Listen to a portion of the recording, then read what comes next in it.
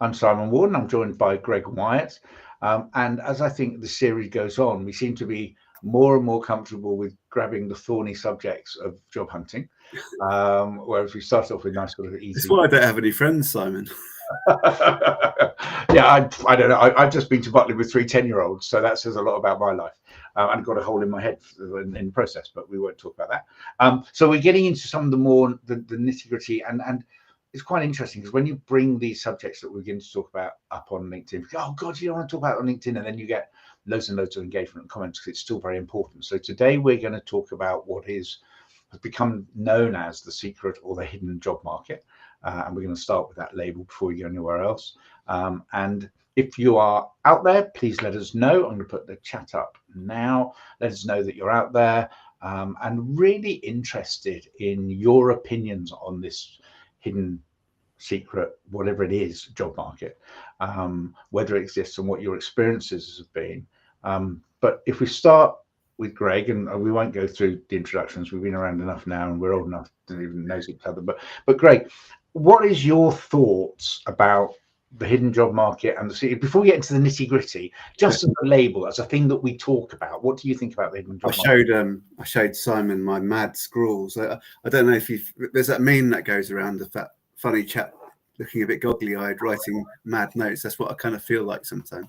I think it's important that people know we don't just throw this together and you have to work. I think that's important. I think we're really good actors. We make it look like it's absolute chaos, but there's structure to it, honestly. Really carefully, yeah. Well, just as a small intro on me, one of the things that I really struggle with in life and really drives me as well is ambiguity. I don't like ambiguity. I don't like things that don't have clear definitions, and I like to understand why things work, and that's partly why I've become a good recruiter, because we talked about it a few times, like finding context, showing context.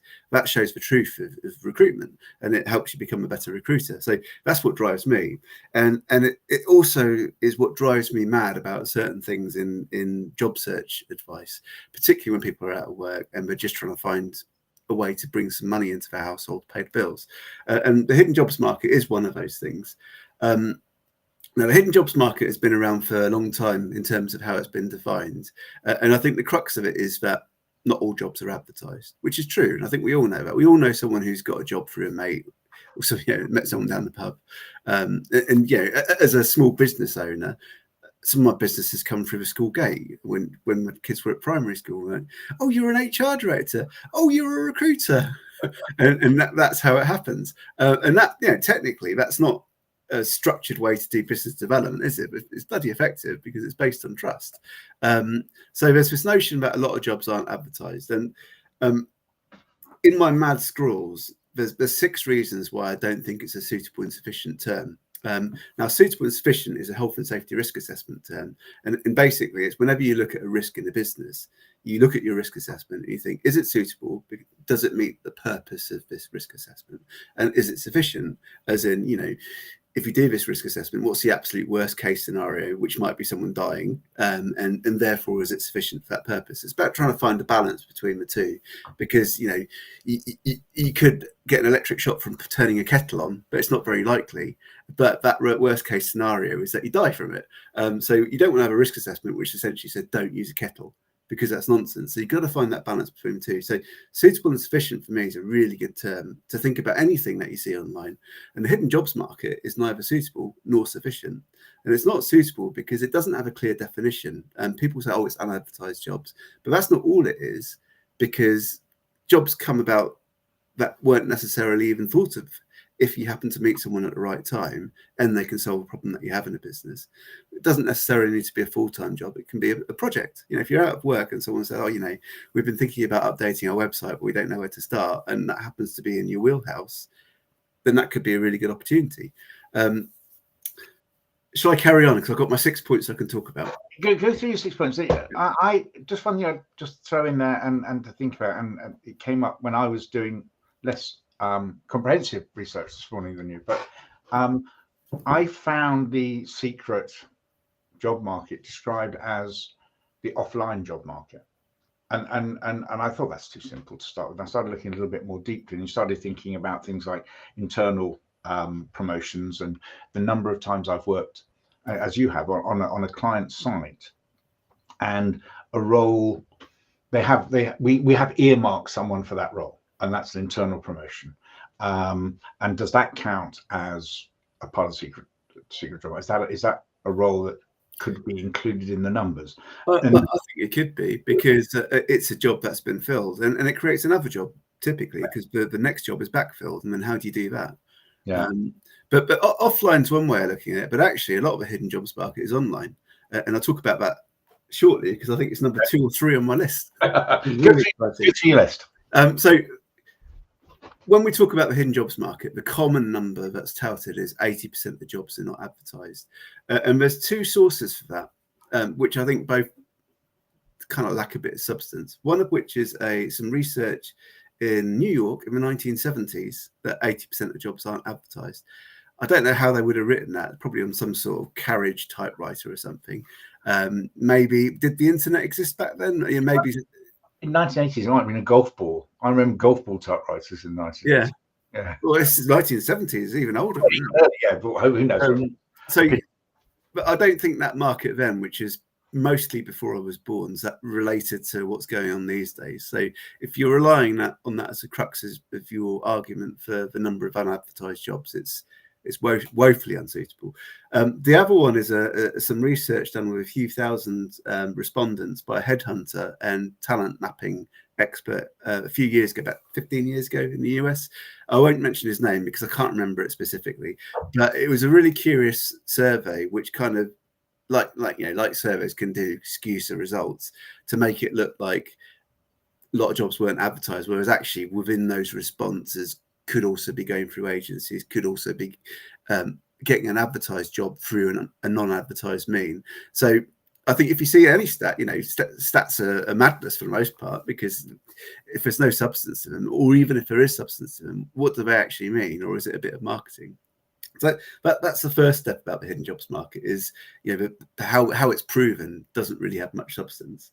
The next point about it is actually, if you look at how recruiters work, it's a normal part of how we go about our job.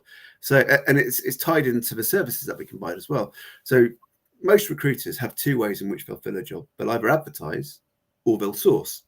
So sourcing is the mechanism through which we find people. And this is why I said the offline piece isn't right, because actually sourcing, for the most part, is based on online principles.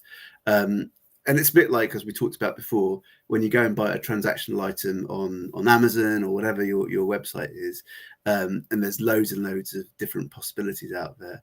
How you search on the search bar and the filters that you use to get the items that you want, that's very similar to how we source for candidates. Sourcing platforms, well, LinkedIn's a really big one. I'm sure both the people who are watching today who aren't us will have at some point received a real inquiry from a recruiter saying, I found your profile, I've got this job for you. And they'll have found you through sourcing. There are lots of other platforms. There's CV Library, Indeed, Reed, Total Jobs in the UK, which are job boards, but they sell to the likes of me a CV database. So one of my standard mechanisms is I'll go onto those CV databases to find people. I might advertise at the same time, but not all the applicants in that base will be from adverts, or I might choose not to advertise for any reason. So actually last year, which brings me on to my next point in a minute, about half of the jobs that I worked on, I didn't advertise, some of which were for reasons of confidentiality. It could be through a change program, or maybe they haven't announced it internally because it's part of a new direction in the company. Or it could be that, last year in particular, there's 2 vacancies I worked on where I didn't want hundreds of applicants. I wanted to control my work, and I knew there were loads of good people out there, so I just did sourcing instead.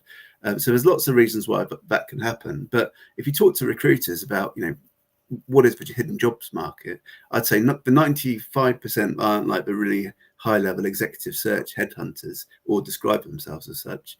We'll probably go, what do you mean?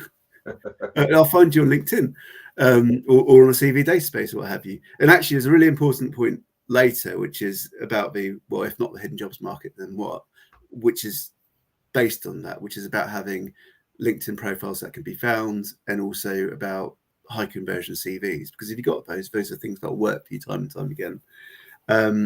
Now, have we got anyone live, Simon? Well, I haven't got any questions coming through yet. So the only answer is I'm not sure.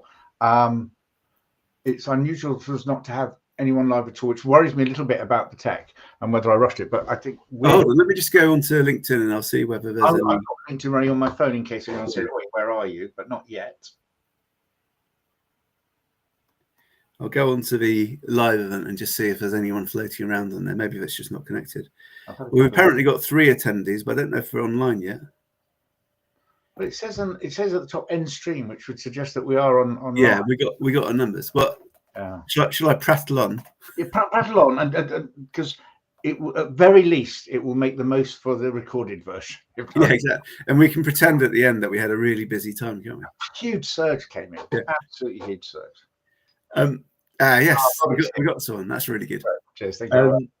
So coming back to that stats thing again, what I forgot to mention is that a couple of weeks ago I ran a poll on LinkedIn, and the question that I asked in this poll was, what percentage of your vacancies are publicly advertised? And I gave 4 options: more than 75%, 51 to 75%, 26 to 50%, and less than 25%.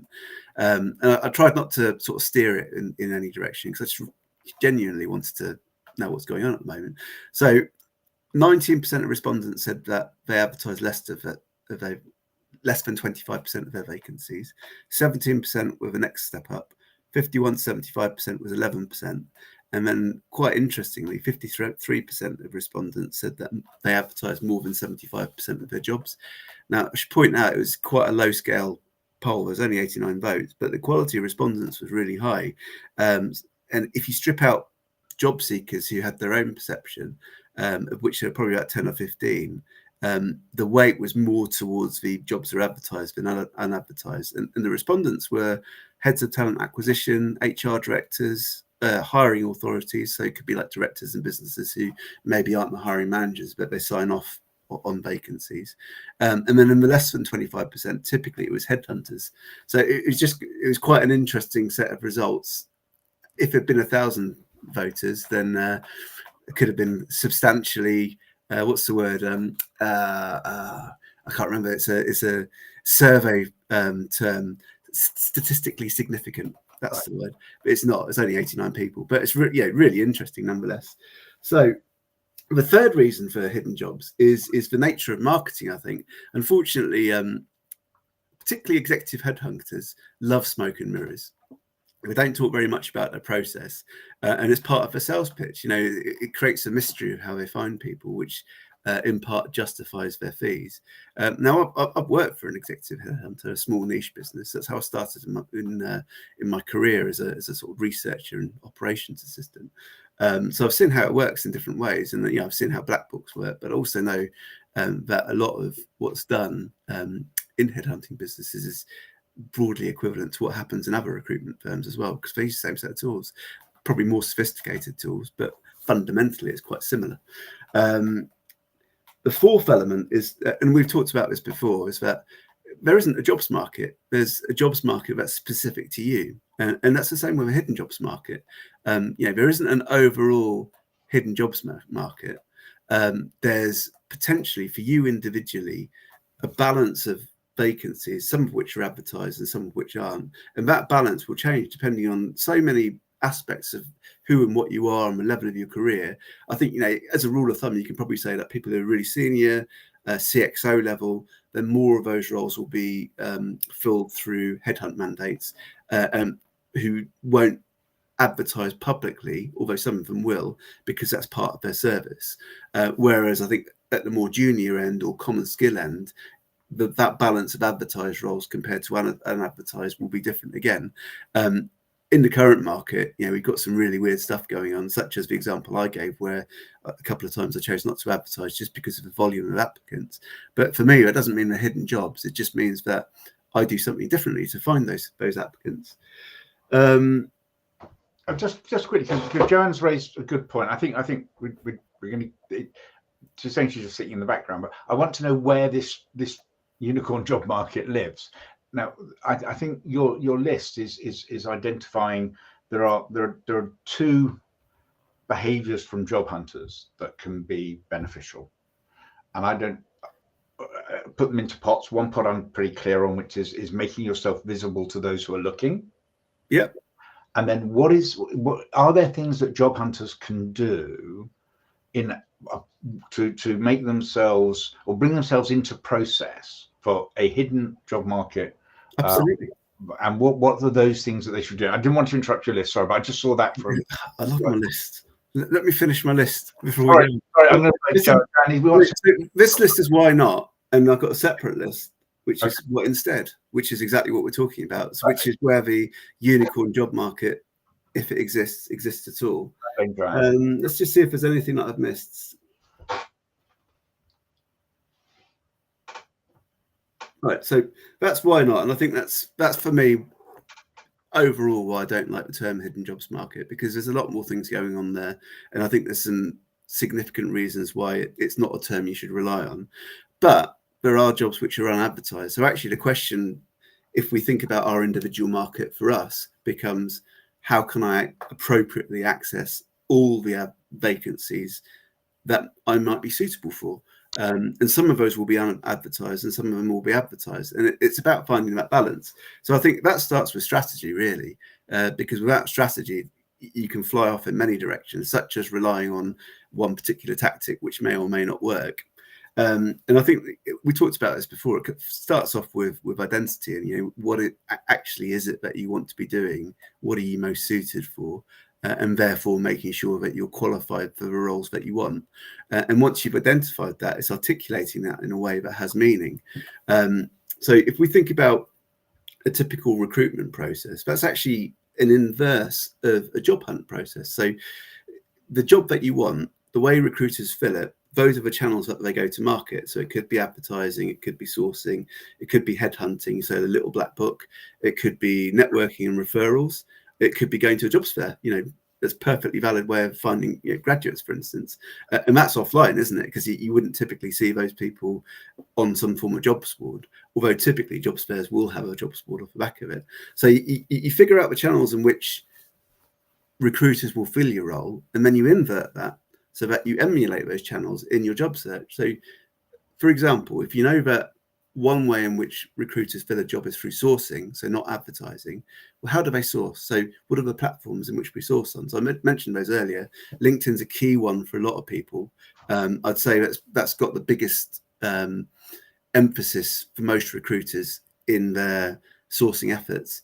But then I also use things like CV Database, Reed, Total Jobs, because I know there's good people on there. I don't use Indeed because I didn't get on very well with them. But if I was a better person and I improved my commercial relationship with them, maybe I'd use them as well. So if those are the channels through which we source, then the next question becomes, well, how can I be found through those channels? And how can I convert someone seeing my profile to them getting in touch? Because one of the vagaries of LinkedIn Recruiter License, I mean, you may be aware of when people look at your profile, but if they found you through LinkedIn Recruiter License, then you won't be. So that's hidden, if you like. But if we know that people are finding us, how can we get people to find us? And then the next step is how can we convert that interest into them dropping us a line about that great job. And the nature of marketing is the more specific and clear and compelling your proposition, the more likely it is that any inquiry will be closely aligned with that. It's what I find when I advertise, which is the inverse of sourcing.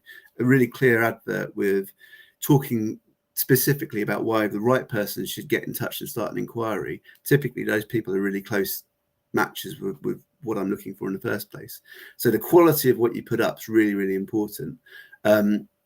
Now, we talked a bit about recruiter license and advertising, and I think unfortunately it's too in depth, but how you position your LinkedIn profile, the keywords and the skills and the qualifications that you have, your job titles, they have to match how recruiters search to fill those vacancies. And that's the same for your CV as well. And we talked about this last week. One reason why you might not customize your CV for every single application is that when you go through agencies or you go to a large employer, often they've got job families. And it might be that an advert that you've applied for isn't the most suited vacancy for you, but they have something coming up which you are really suited for that might not even be advertised. So actually, just by virtue of getting your documentation right, you improve your odds of being found. Because another form of CV database is what we've already got. I've recruited 1,000 or so vacancies in my career directly over 20 odd years, and GDPR compliant, of course. But all of those people who come through that funnel potentially are warm leads for a vacancy. Now, if I was a real niche recruiter, so say I only did HR jobs or I only did chief operating officer roles, then actually that database becomes really valuable because they're known quantities, they're known to me. And I'd search on them in the same way that you search on LinkedIn, because it's all predicated on the same technology. And I think candidates need to just be aware of the fact that database exists inside employers. Exactly. So they're building talent pools, often in quite tight talent streams.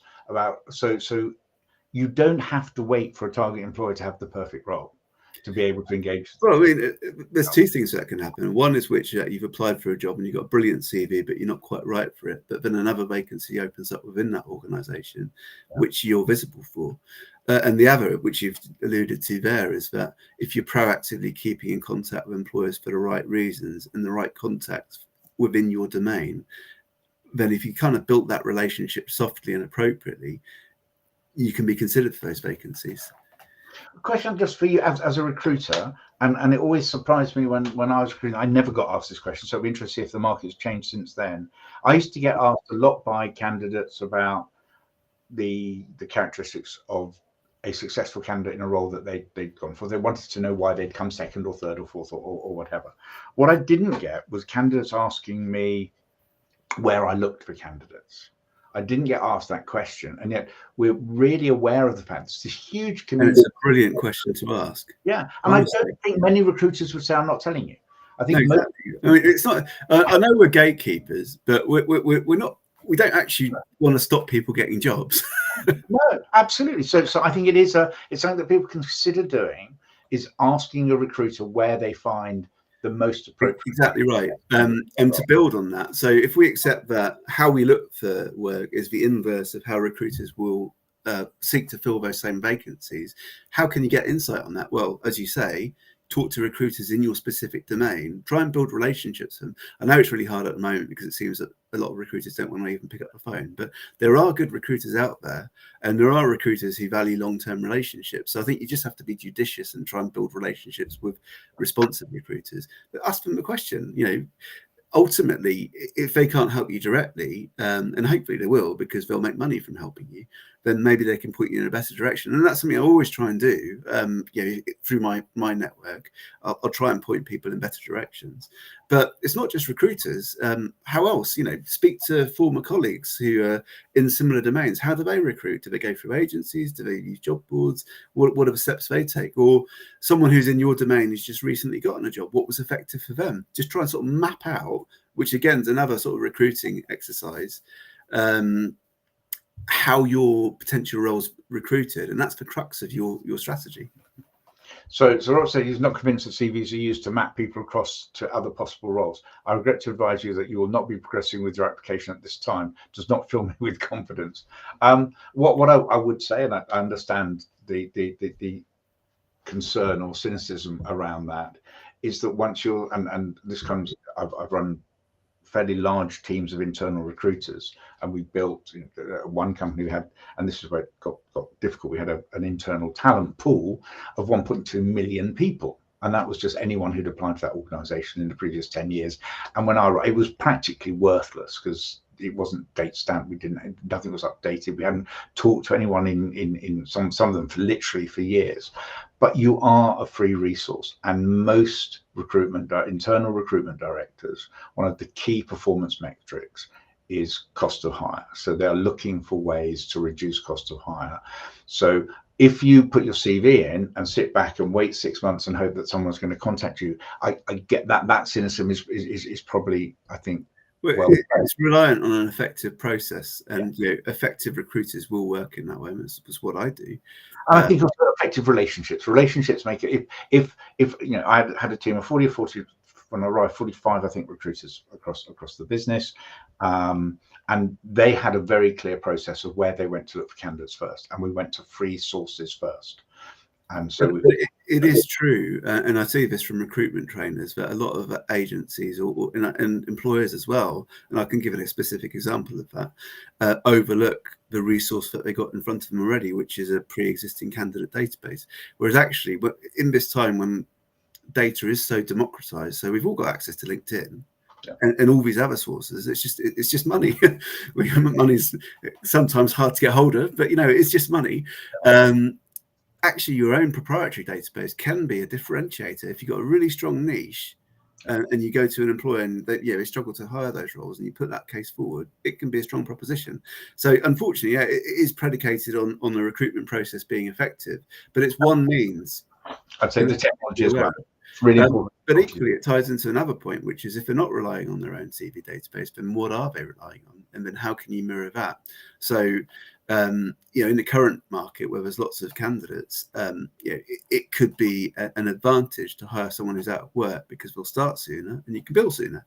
In which case, how do you look at those potential candidates? And CV databases are a great resource for that, because you can look at people who've been actively looking for work in the last couple of weeks in a specific area with a specific skill set with the same keywords that we'd use to look across LinkedIn.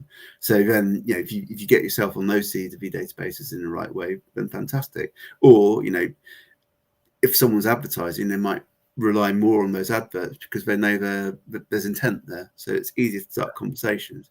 Whereas if you're GDPR compliant and you look at someone who registered 3 years ago, they might be really happy in their job. So it's a kind of a moving feast, and there's no right one answer, but this is how you get found for hidden jobs, essentially.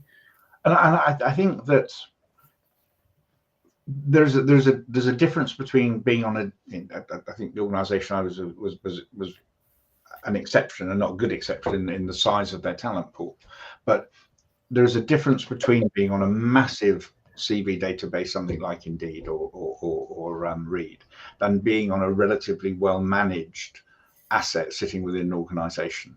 And I think you can ask the question, Robert. If you're putting your CV and someone says, we're not going to progressing with your application at this time, which implies they might look at you again later. Ask them how often should I update your CV? Because nearly every ATS I have used, so certainly we have used ATSs to manage our talent pools.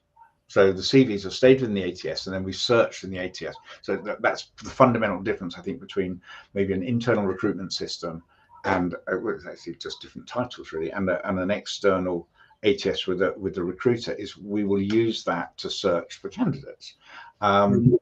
And it's about quality of steps as well. And I think people forget that. It's not just for doing, it's for quality. So sometimes the problem is a solution as well. So what I mean by that is one of the real bugbears that I see talent acquisition people have of job seekers, unfortunately, can also be a solution, because if you do it in the right way, it's really effective. So you contact someone in talent acquisition. Hi there, I'm looking for this, that, and the other job.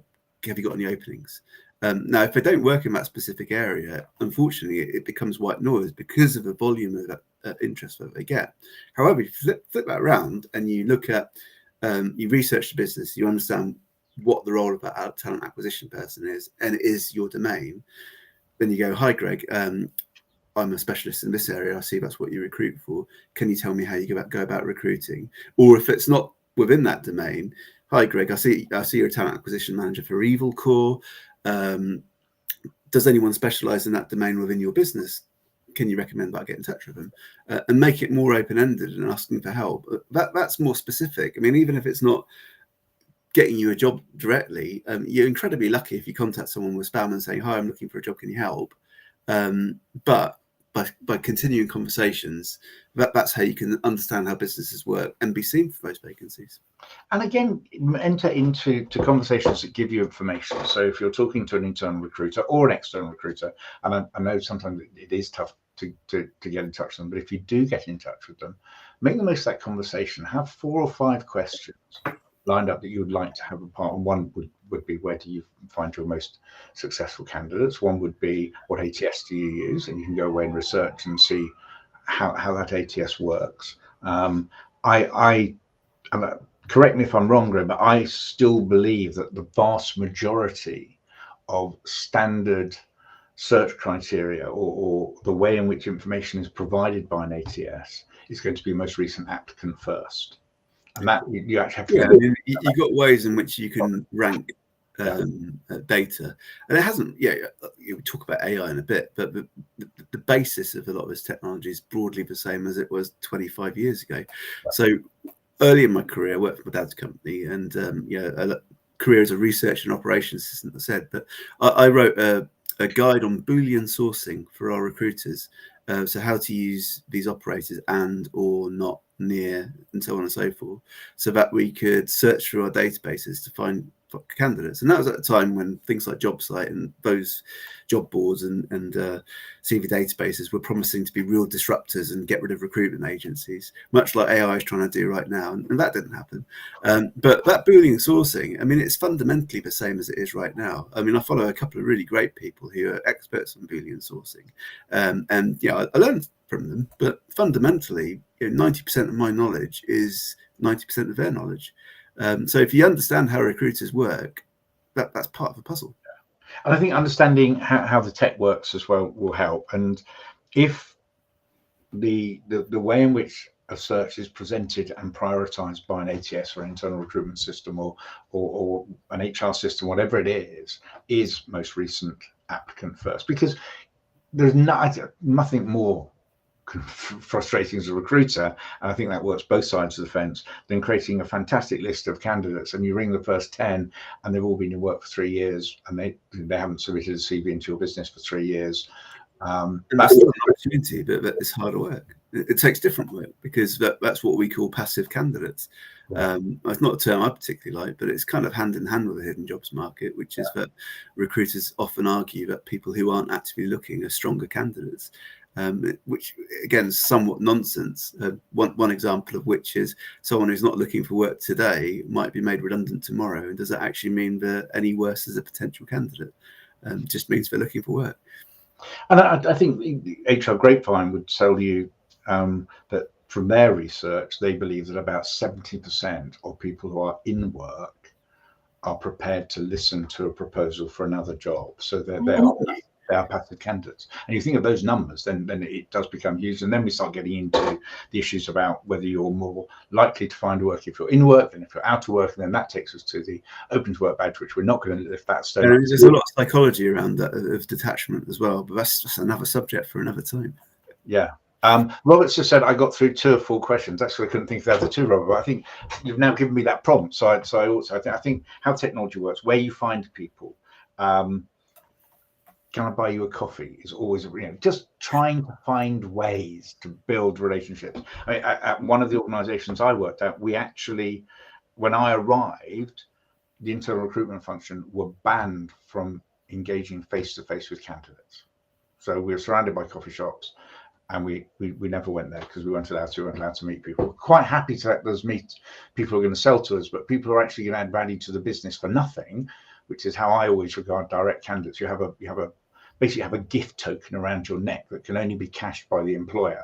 So if you can arrive, and I know this is counterproductive to what Greg does, but when employers get the opportunity to hire directly, they're basically saving Greg's fee. Now, Greg adds a lot more than just a candidate, though. That's the important thing, and that's why I would always work with someone like Greg, and maybe there are other organisations I'd be less keen to work with. Well, that's part of the reason why there's so much conflict in the recruitment industry, though, is that as agencies we see that employers hiring directly are taking away our fee, but it's not our fee, is it? Whereas actually, the way it should be is that employers should be able to hire directly, because why wouldn't you? And hopefully they find the right people. And then what problems can we solve instead? Which is often a vacancy anyway. And I think there are times when and I know other internal recruitment managers do this, where we have retained someone to carry out a search, and we are trusting that organisation or that individual present us with a shortlist for that search, and someone comes to us directly, and we push them in the direction of the search firm, so that they're all going through the same process. So in effect, we've done a little bit of the sourcing for the search firm, but that search firm is doing so much more than providing us with candidates. They're doing a really trusted first level of assessment of a candidate. They've all gone through the same process, and we will expect that search firm to earn their money when it comes to the offer stage. So there's also a commercial argument that if you've mandated a search firm to support the filling of a vacancy rather than just filling the vacancy, then they're paid for the work that they do. So actually, if you then appoint someone internally because you've proven that the external candidates aren't suitable by the work of the search firm, then that search firm should still be paid for it. Yeah, I absolutely agree. And I think there's a lot of stuff flying around with lower quality recruiters and lower quality employers and people who are prepared to drop their values and their standards when they're candidates. But if we look at the higher level, I think recruitment works. The vast majority of recruitment works. The vast majority of recruitment is carried out as a team sport with those sort of guys all working together to get to the end result. Sadly, there are people who play by rules that aren't necessarily accepted or expected from other parts of the team, and that causes problems, and then that becomes the norm. Robert has said Sherlock Hobnobb's next. That's advanced strategy. Yeah, I'm also conscious of that, Robert, that I've now only got to 3 questions. I'm going to give the fourth some thought, and I will drop you a note and think about that. But I think it is horses for courses, but do engage in a conversation. It can't. I think people like being asked questions. I think people like being asked for help. So most candidates will ring in and will just tell you about themselves. They think it's a sales pitch. They tell you about themselves, and they tend to leave it at that. So when I'll send you my CV, try to enter into a conversation and become someone who asks sensible questions and maybe can share some market knowledge that isn't proprietary with the recruiter. I don't think candidates should be telling either recruiters or internal recruitment companies where they're interviewing. I think it's too much of a temptation to throw it at people. Yeah, people start saying that to me, and I tell them not to, and I tell them not to tell other recruiters as well, because it's commercial opportunity for recruiters to then contact those employers. Yeah, maybe it's a subject for another one, but there is dodgy behaviour in recruitment. Yeah. One of my favourite pieces of dodgy, well, 2 of my favourite pieces of dodgy behaviour is reference checks before they put you forward to an employer. I just had to say that, yeah. And then they call up the reference, and then they try and get a vacancy. And, oh, did you know that Greg's looking to leave? That's why I'm asking for a reference. Would you like to replace him? So, I mean, some of the stuff that I have seen, often by colleagues in recruitment business over the years, I think even the most cynical of candidates would be shocked by. But that is definitely for a different day. My favourite bit of dodgy behaviour was for a client told me was that they had a head of procurement in post, and then all of a sudden he started getting these head of procurement CVs coming in. He was like, what's this all about? And then it turned out the current head of procurement was registered with that agency and had just verbally accepted a job offer. So they were getting ahead of the game before he'd resigned to present candidates. So what happens if that person changed their mind? The worst I saw, and I won't talk about which, but it was quite a specific market, was that when we advertised for a role in the internal recruitment team, we got an application from one of our competitors. In many ways, the perfect candidate. Worked in our market, worked in our competitor. Fortunately, the sister of one of the guys in my team was also worked in that company, and they built a Chinese wall, so they didn't discuss it. But they knew that candidate who had applied for a role in my company was going to have his job held open for him for 3 months. He was going to go back. So he was just coming in to strip stuff out of our business and then go back to his previous company. And I ended up talking to their HR director and their ops director about it, and they described it as absolutely disgraceful. But I'm pretty sure it still goes on now. So yeah, there are, and that's internal recruitment. So I think we chuck rocks at external. We're as dodgy as everyone else. We absolutely we are. But let me finish off my list really quickly, because it will probably answer a few questions. So the first part of that, what instead of a hidden jobs market list, we've kind of covered, which is firstly your own identity and figuring out, how to position yourself in the right way and get found for those jobs, and then understanding how recruitment in your domain works so that you can start to put together your strategy. But then what does the strategy actually look like? And we touched on this last week. So I think the best analogy for a job search is that you're launching a product to market and you are that product.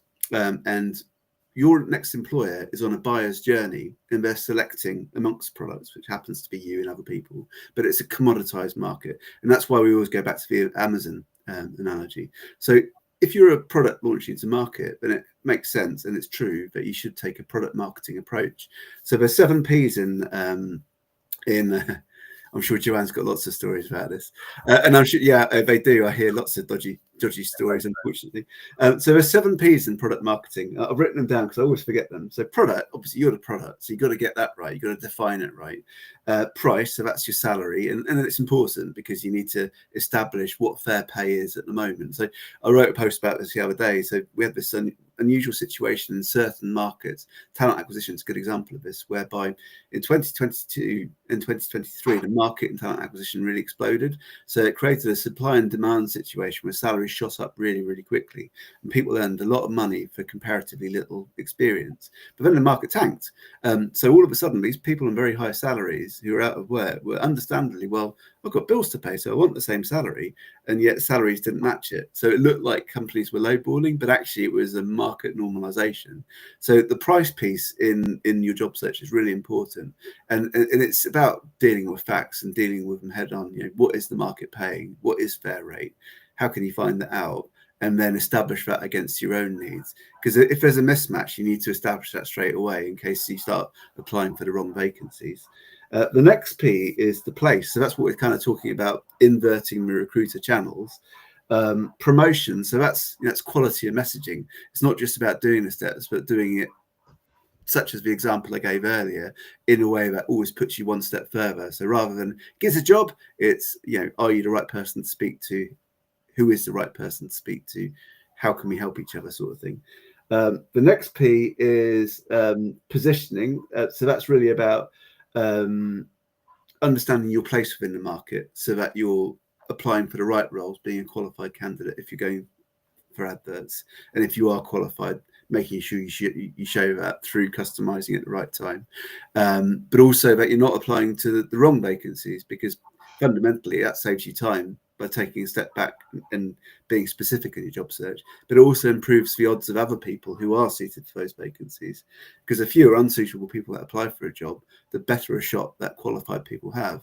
And while you might want to be selfish, ultimately, if everyone takes that approach, it benefits you, because when you apply for a job, it means there are fewer applications. Of course, that's completely contrary to how recruitment works at the moment, because AI and automation just makes everyone want to apply and shoot your shot.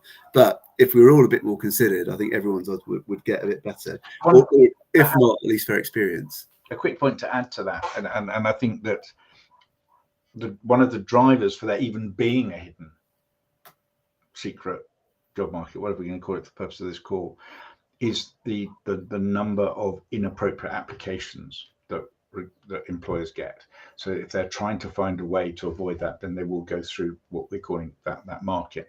And especially in common skills. So, I mean, I had an accounting role last year, quite a junior one, nice entry-level job for a long-standing client. And had I put an advert up, I would have had 300 applications overnight. And I know that because I had a similar experience prior to that. And that's not good for anyone, especially when a high number of those are qualified and you've only got one vacancy. But I know that I can spend a few hours sourcing and I can find 5 or 6 great candidates who'd love the job and are right for it, and who might be out of work as well. And there were, that I can put forward. So I control my time, and I've got a specific audience that I'm reaching out to, rather than having to try and give good service to 300 people. Yeah. And you think that at any one time, big employers can have literally thousands of open requirements. So it scales up really quickly. Yeah, and the whole thing just I've seen it in the whole thing just slowly grinds to a halt, and the whole recruitment function fails under the weight of it's incredibly stressful as well. I mean, I know you're only 25. I'm 21. And look at me. Jeez. Exactly.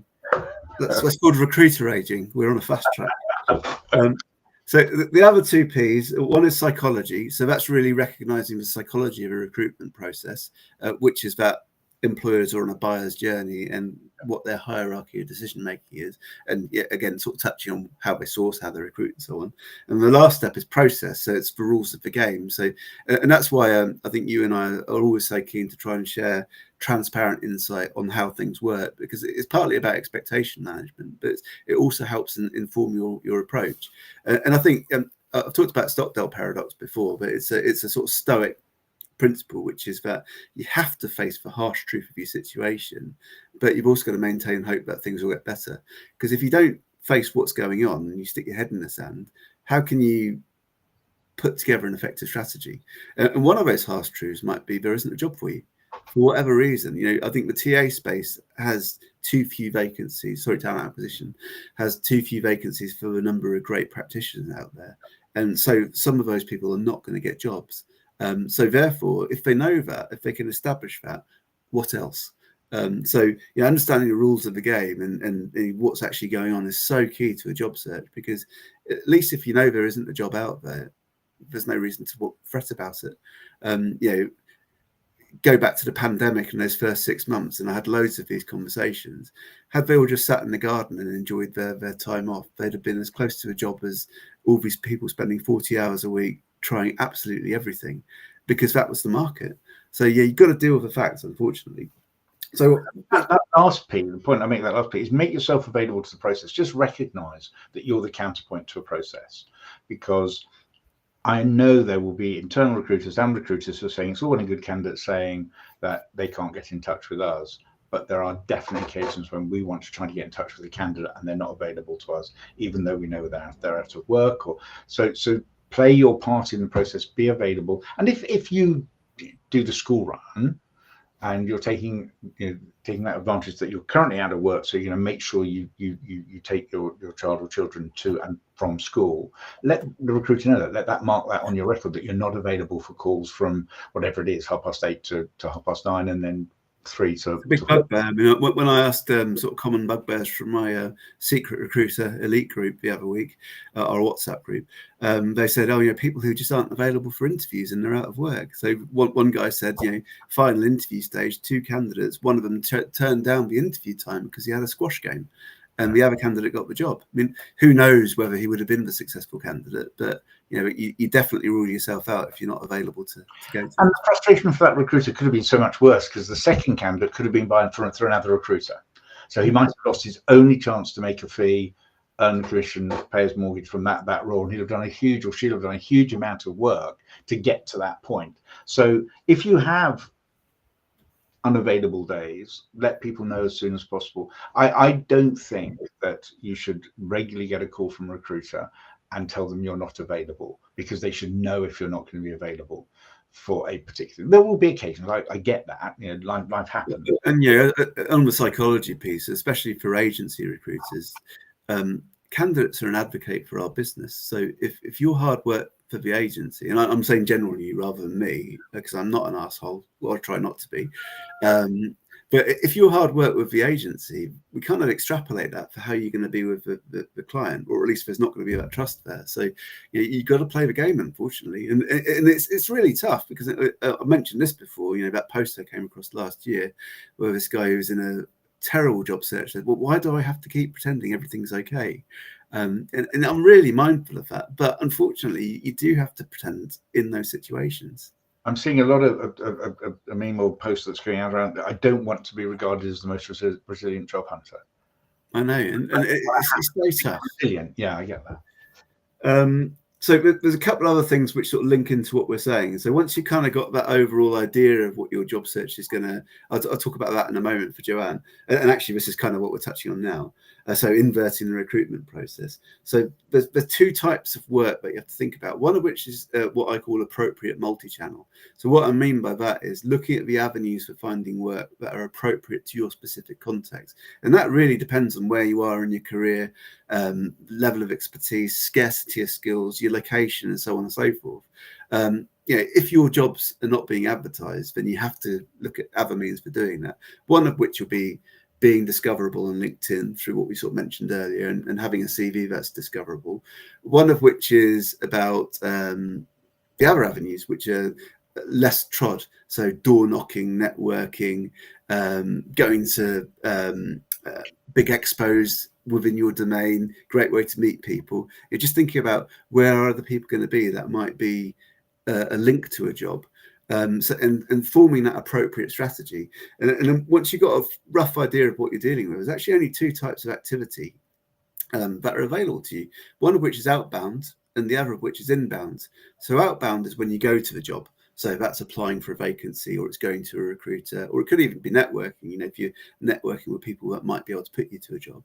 And the other type of work, inbound, is getting the job to come to you. So that's discoverable CV, discoverable LinkedIn, having those relationships with recruiters so that they want to go to you when the vacancies come up, or similarly with employers, if they know you're great for them, but that vacancy wasn't quite right, why wouldn't they contact you? So it's just thinking about, am I covering both bases in all the right channels? And last point around that is making sure it's all integrated. So that's another marketing term, and it just means that everything's consistent, your messaging is consistent. So you aren't putting your best foot forward at an interview saying, I'm really looking forward to working here, and then 5 minutes later on LinkedIn saying, I met an absolute prat of an interviewer called Greg, hope I don't have to work with him.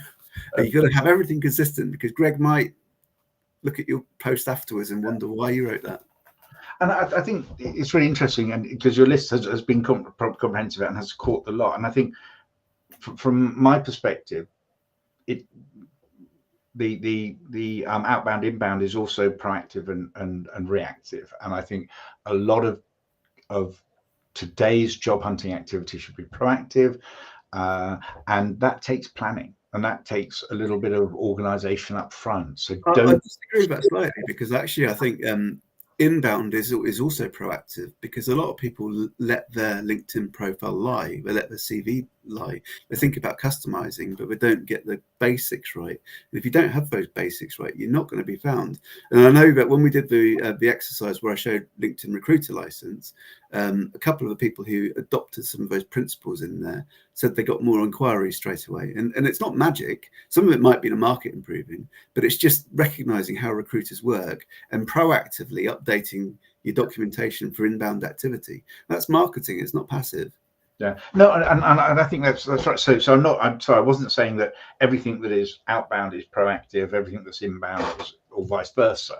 I just think that we need to recognize what requires a proactive activity from us, because I think as we get into that, the loneliness of long distance job hunting is it's very easy to look at other people and criticize. It's very easy to lose our own momentum, our own plan, our own structure, and stop doing the things on a regular basis.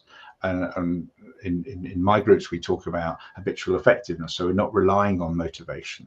And the old phrase about motivation gets you started, but it's habits that keep you going. You should be able to know what you're doing or what you plan to do at that second work block on a Tuesday afternoon. Which is why you should have a structured plan that's specific to you, because that person who's got that good news that you're happy for them, but you're also a bit pissed off that it isn't you. They've got a jobs market that isn't your jobs market, so it actually doesn't really relate to you. And that's a point I made to Joanne on a comment earlier about keeping in your lane. It doesn't really matter what anyone else is doing, because you can only control the steps that you take. So if someone else in a similar sort of domain gets a job, who knows how that happened? Great for them. Maybe it's a sign the market's improving, and that's something therefore that you can take solace from. We saw intentional, I think. Yeah. What it has to be. Don't do things just because you're doing them. Think about why you're doing them, and make sure you're doing them well. And you should never pick up the phone to anyone without a plan for the call. Any good sales guy will tell you that whatever they're doing, whether they're walking into the room or they're picking up the phone, they have a plan for the call. They have planned outcomes of what they're trying to achieve. And I have taken so many calls from candidates where quite clearly the only tick in the box is ring that bloke Simon Wall at such and such. And they do it. And then they have no real purpose in the call, or I don't think they knew whether it was going to be successful or not. So always plan your outcomes. Always know what you are intending to achieve. You won't always achieve them, but if you don't, you will learn from that experience, and you're more likely to achieve it next time, whether it's a call or it's a networking event or whatever it is, so always intentionality, I think, is really, really important. I think on that plan front, there's a phrase which is really popular, which is true in many cases, but in a situation where the market has a very big say on whether or not you get a job, it's actually completely wrong. And that phrase is doing the same thing over and over and expecting a different outcome is the definition of insanity. So what tends to happen in this kind of market is people tend to take less and less emphasis on adverts because it's not working. And that's where you start looking at the hidden jobs market and thinking, oh, okay, maybe that's where I should be focusing. But if a market picks up and suitable adverts come through, that alone could be why you get a job. And if you're not applying because it hasn't worked previously, because you're not insane, then you miss out. So I think it's just recognizing that there are uncontrollable things that can change that are good. And they do change. They change really quickly. And so many people have tough job searches and then find themselves in a job a couple of weeks later. That's why Stockdale paradox is so important, because yes, you face the facts, but keep that hope that things will change, because it can.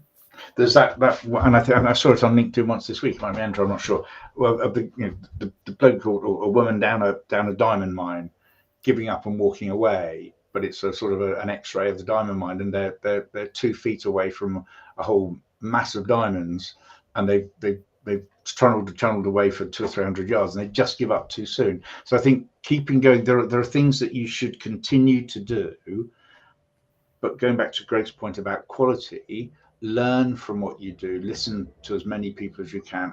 But other job hunters' experiences is so important, and that's why we love getting people on this call, because although we're kind of looking at the job market just one step removed, we're not right up there on the coalface. So the experiences of the job hunters, I think, is really, really important as well.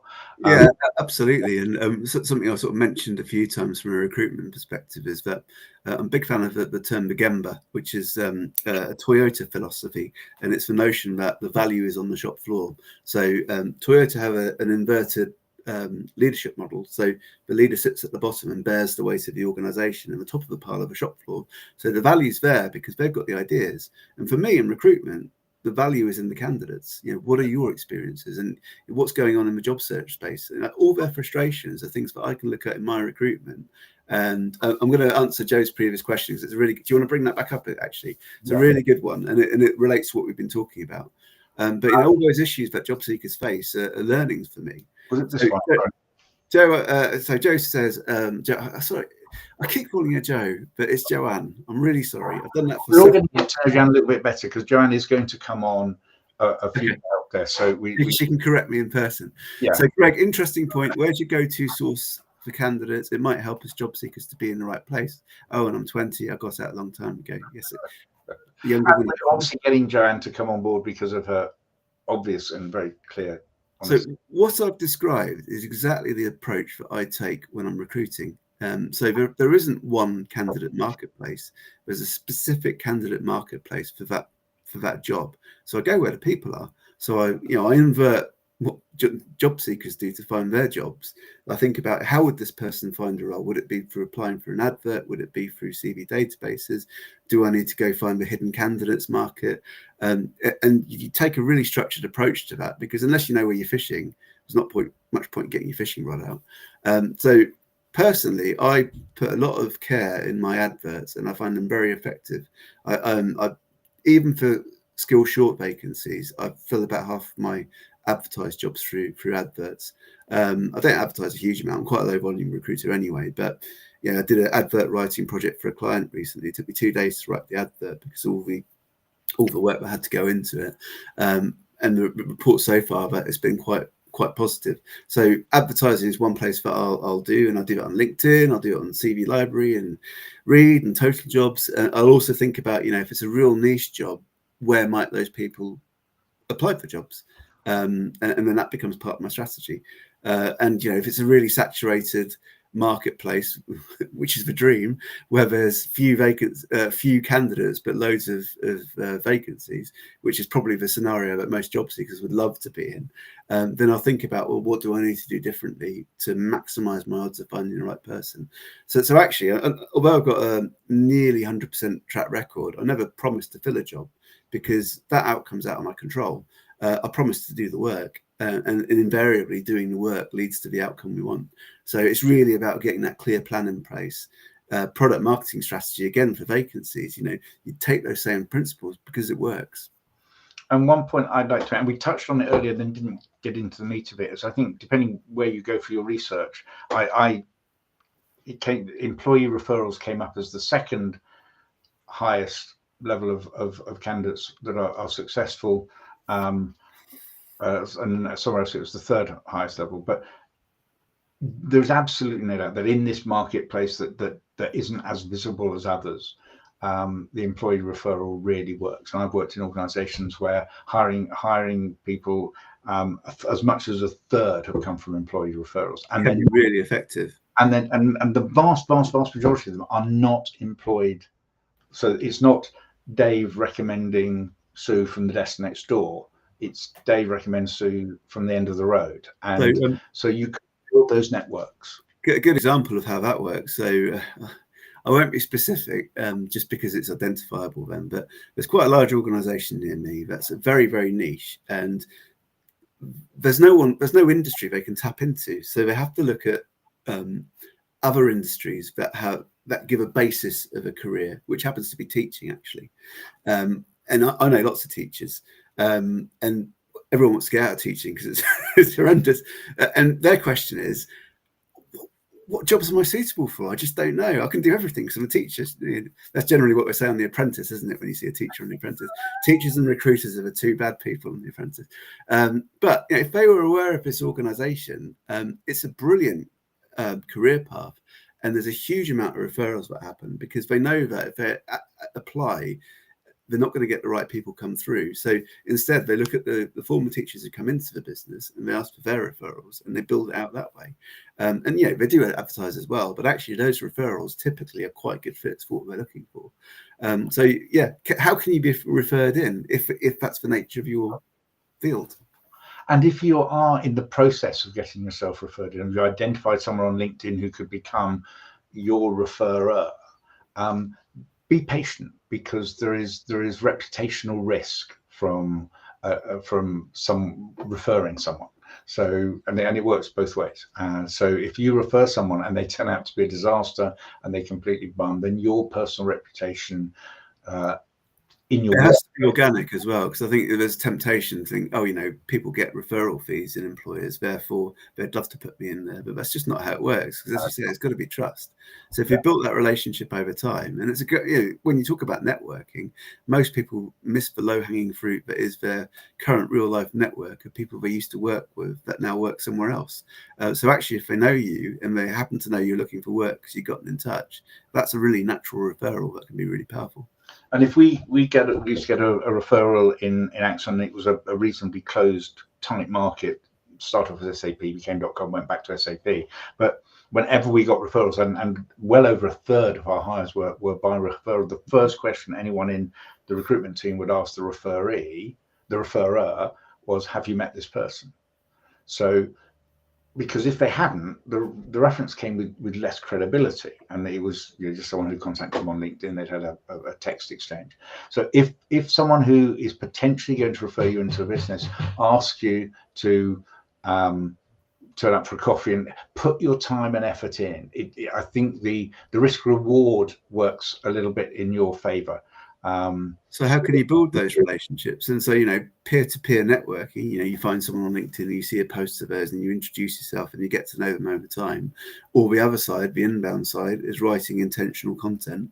Maybe pick a problem that you've solved in your career that's common to your industry, or maybe more of a personal branding route of, here's my cup of tea, what's your favorite color, that kind of thing. I've had to come into the house because my wife's away, and someone's just knocked on the front door. So I'm going to do that terrible thing. But it takes me back to a point that Robert made earlier when he said I've taken a shirt and jacket on holiday before. He was talking about being credible. I was hoping that I would not necessarily have to use this as an example, but when you get up and walk away, make sure you haven't got your swimming trunks on as well. So what are you wearing?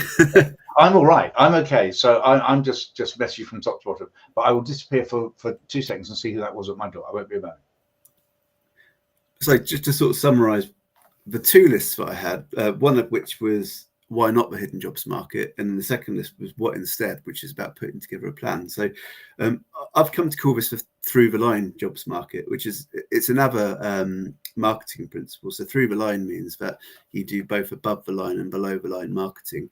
So above the line is where you do one-to-many type adverts. So it could be like your John Lewis Christmas advert. And then below the line is where you do one-to-one market. And the reason that I do that is because it mirrors how we recruit. You know, we can do above the line marketing, such as advertising or content or what have you, or we can do, you know, even talks at conferences could be above the line marketing if it's in a particular domain, or you can do below the line, which is the one-to-one LinkedIn outreach, giving people a call from a CV or from whatever list that they bought. So I think for me, through the line is a suitable and sufficient way of describing a job search. And I think if you put that structure together, the benefit of it is it's clearly defined, it's a structure you can work to, and it's replicable as well. Because the other problem with the hidden jobs market is that whenever someone says they've got a job through a hidden jobs market, is it actually replicable? You know, if they happen to know someone because of, you know, how I got my business from the school gate and just chatting to people and that became a job, that's not something you can do, because if you do that, you'll get on a list. All I've come back to is the possibility of getting on the list. So yeah, that's right. No, I was just saying that to summarize why I don't like the term hidden jobs market, and to propose that why I call it the through the line jobs market, it can be a better way to look at it. Yeah, I think you're absolutely right. I mean, I mean, it's just flawed at a conceptual level. The fact that any employer or recruiter would take any sort of positive action to hide a requirement is bonkers. Keeping it secret, it's just bonkers. It's just, maybe there's, for certain reasons within that organization, it may be harder to find, but it's still there. And if you have the right relationships and you're working LinkedIn in the right way, and your activity on LinkedIn is right, and your profile is right, you can be a part of whatever this market is. But I think the most important thing is, in the same way there is no one single job market, there is your personal job market, which is really important. There is no single hidden secret. Did you say through the line job market? Yeah, well, I call it through the line. You can watch back the video.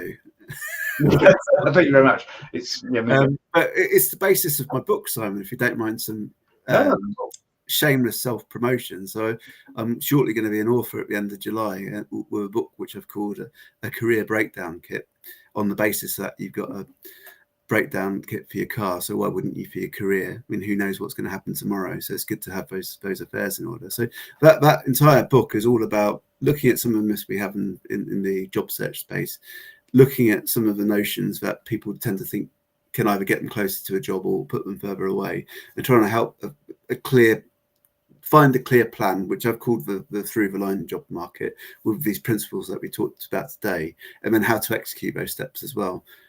Because I think, you know, we massively overcomplicate job searches when the main thing holding people back is either the state of the jobs market available to them, or some of these dodgy things like discrimination and ages and so on, which you can't do a huge amount about, unfortunately. You can have best CV in the world, but if they don't like someone who looks like a 25-year-old recruiter, then you haven't got a shot.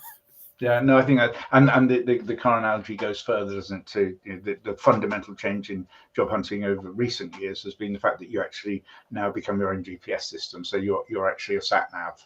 So you need to know the best ways. You need to know where the breakdowns are. You need to know where the roadworks are, etc., etc. The old days, you just get on a train, and people like Greg would take you from start to finish. That's why generic job search advice is so problematic, because, you know, if they say, you know, turn right at a roundabout, but it's a different roundabout in Cambridge as it is to Oxford, isn't it? Yeah.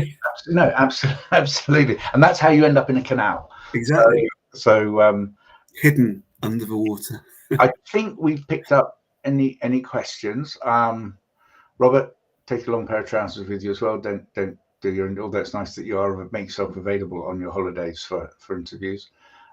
Generally, I think we've gone to. I think we've picked up all of the stuff. There may be some further discussion on a later help desk about, but I think we've clarified the situation, that the secret hidden job market is not actually a secret, nor is it hidden. You just maybe have to look a little bit closer and carry out different, maybe more proactive activities. And the most I think The biggest giveaway of today's event is the amount of work that Greg has done in prep for us. So it must be a very, very important topic. My mad scroll.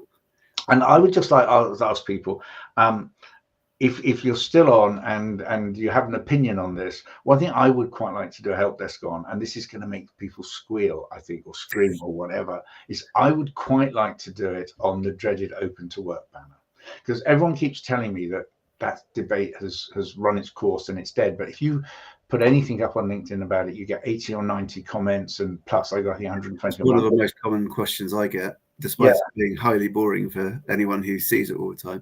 And actually, it's changing. It's changing quite significantly with the amount of scammers that are coming through. So I think that there's things to be aware of. We could do that next time, unless I get an absolute terrain. I go, well, I won't be on that call because that's rubbish. Because we like to keep the people who come along and on each week. But that might be something we could do next week. The other things that we maybe have in our plans is maybe a week with hiring managers, so we can talk to a few people about what it looks like from their side of the fence. Joanne and maybe one or two other recruiters are going to join us, and we'll have a more in-depth session on something that's directly related to the recruitment lens, look at the market. And I think every so often we'll do just straight Q&A as well, just where people just chuck questions at us, and we'll do our best. We could do another behind the scenes of recruiter license as well. We should run that. I think we should almost run that once every 5 or 6 weeks, shouldn't we? I think that was because honestly, it's so impactful when you just change these minor points. If the jobs are out there and you're not getting found for them, and it's because of your documentation, that's an easy fix. Yeah. Finally, from me, I'd like to say hello to John Elaine, who's come on from Australia. It has been. He used to come on to the job search gyms that we were running during lockdown. I don't know what time it is in Australia now, but he shouldn't be up at this time. He needs his beauty sleep. But it's lovely for you to come along, John. Thank you very much. And thank you to everyone who has come along and had comments. We got through that awkward first 5 minutes where we thought no one was there at all. And there've been a few of you, so I'm really grateful for that.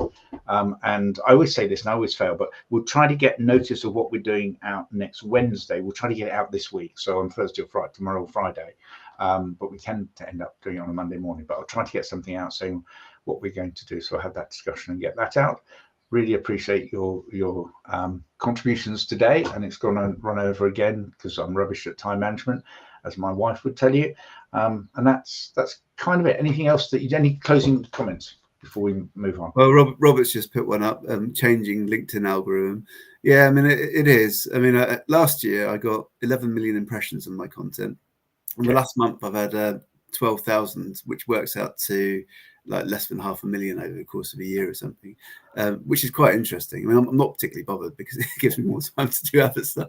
But actually, it's just one of those things I wouldn't worry about. I think just focus on what you want to do from it. I think if you're not seeing content you want, then you can actively search out people's content. So go onto one of my posts, put a like on it, drop a comment, do that a couple of times, and then you'll see my content come back into your feed. I'm not saying you should do that, but that's always something that's quite effective. But other than that, LinkedIn's lost its way a little bit. There's a lot of issues that are part of it, but all we can do is find our own way through it. Yeah, and I think maintain your own integrity around your own content.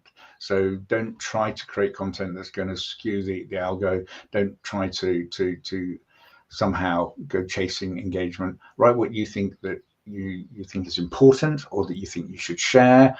Ask questions. I've noticed more and more questions being asked. We all have questions to ask. That's evidence on this session. But maintain your. I'm seeing people, I think, probably dropping some of their own standards in their pursuit for engagement, like that Ferrari post the other week. Oh God, whoever posted that? Did you see the one he got about his son finding your wallet, for God's sake? So yeah, yeah, I don't forget about either of those, because one got a really bad, it got something off my chest, which is abuse of disabled parking spaces, and the other one made my son briefly think that he's important. So that all worked very well. We'll be back at 1 o'clock next Wednesday, and we'll do one of the things we just talked about. But I'll confirm it in a very clear and structured way. In a very clear and structured way, indeed, like this one. Thanks very much for being on board. Hopefully we've answered all your questions. Ask them on the events page if you have any more, and we'll come back to you if we can. But thank you very much for your time. I shall end the stream now, and we'll see you all next Wednesday.